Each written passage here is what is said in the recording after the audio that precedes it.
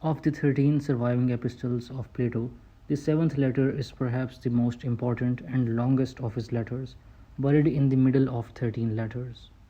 Also, the central teaching of Plato's political philosophy is also buried in the middle of the seventh letter.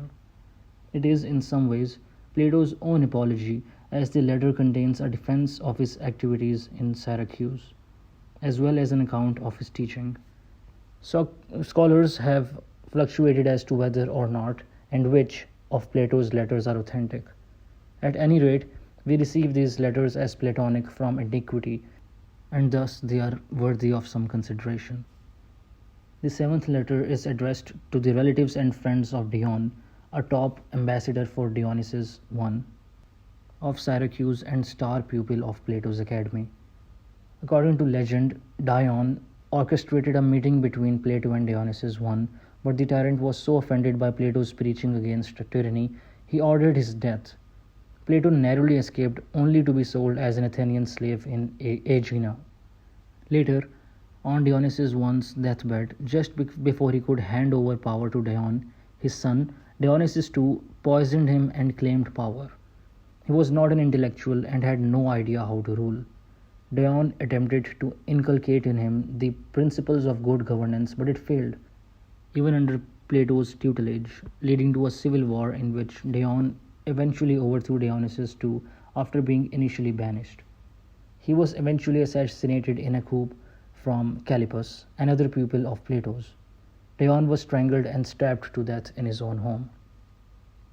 In this letter to Dion's relatives and friends, Plato acknowledges he shares their views, insofar that they agree with Dion that the people of Syracuse deserve to be free and governed by the best laws. Plato then gives an account of how he came to these views. In his youth, and being his own master, he was tantalized by a career in politics. At the time, the people of Athens condemned their constitution, so a revolution occurred of 51 men ruling, primarily the 30 tyrants in Athens. Plato's hope was that they would bring men out of a bad way of life into a good one. However, they quickly made the old government seem like gold as they started ordering executions, including the famous death of Socrates. First, they warned Socrates and offered him to join in their iniquity, but he refused, risking a great deal.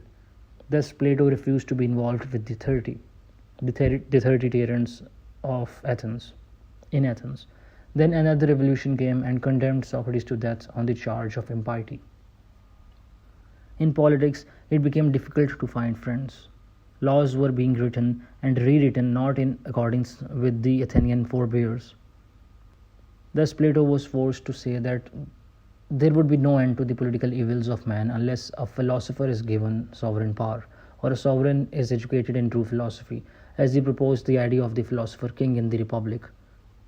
Then, when he first came to Syracuse, he was disappointed with the Italian lifestyle, one of rampant partying, drinking, sex, and so on. A man could never pursue wisdom, human nature, temperance, virtue in such an atmosphere. Enter Dion, an eager young pupil who takes Plato's words and hopes to instill them into a perfect political regime in Syracuse. Though, according to Plato, Dion was not a follower of philosophy in the proper sense. After Dionysius I's death and the ascendance of his troublemaking son, Dionysius II was certainly not at all interested in ruling justly. Thus, Plato found it unhelpful to further advise Syracuse. After all, a man who advises a sick to pursue health is surely noble, but a man who advises a sick man who does not heed his advice and continues to pursue the wrong course is unmanly and ignoble.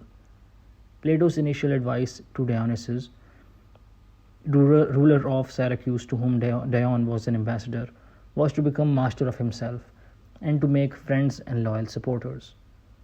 Plato avoided flattery and instructed Dionysius not to use force against his own country. He praises the model of Darius, the ruler who avoided making enemies inside his own confederacy and instead made many friends. If the constitution of a particular place is no longer relevant, then the ruler should keep quiet and pray for his country and himself.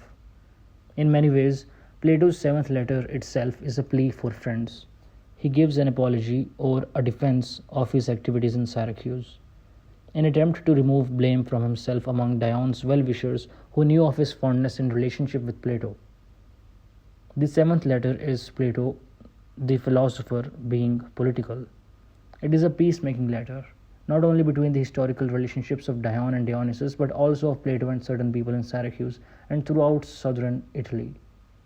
Since a political philosopher king is an impossibility, Plato praised the coming age of the rule of law, the second best rule. He advises men to live moderately and justly. For Plato, good politics requires good men, and the only noble man in Syracuse, Dion, had been murdered. He closes by praising Dion for dying a noble death and living a life in pursuit of the good, and reminds readers of this account as his attempt to correct the record of public opinion for his actions and activities in Syracuse. As the opening of the letter indicates, its contents are intended for both old and young men, as well as a variety of different people. It is a public letter containing private lessons to those willing to listen.